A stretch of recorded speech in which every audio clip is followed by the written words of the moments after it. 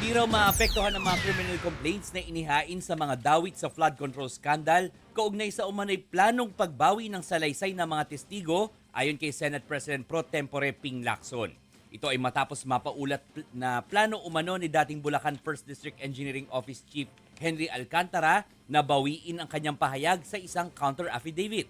Pero wala pa raw natatanggap na anumang affidavit ang Department of Justice.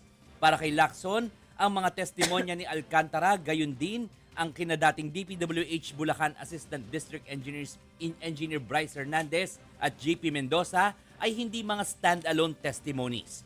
Dagdag pa ni Lacson, sigurado rin namang may iba pang ebidensya ang DOJ dahil nagsagawa ng sariling investigasyon ang Anti-Money Laundering Council kaya ipinag-utos ang pag-freeze sa mga accounts ng mga nabanggit.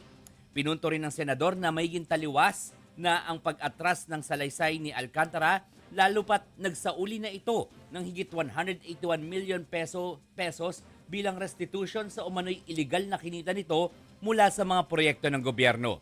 Nagbabala rin ang senador na maaaring maharap sa reklamong perjury si Alcantara sakaling bawiin ito ang kanyang testimonya. Matatanda ang pansamantalang tinanggap ng DOJ si Alcantara sa Witness Protection Program para magamit bilang state witness. Mga kapatid, ako po si Ruth Cabal. Dito tayo sa Totoo, dito tayo sa True FM.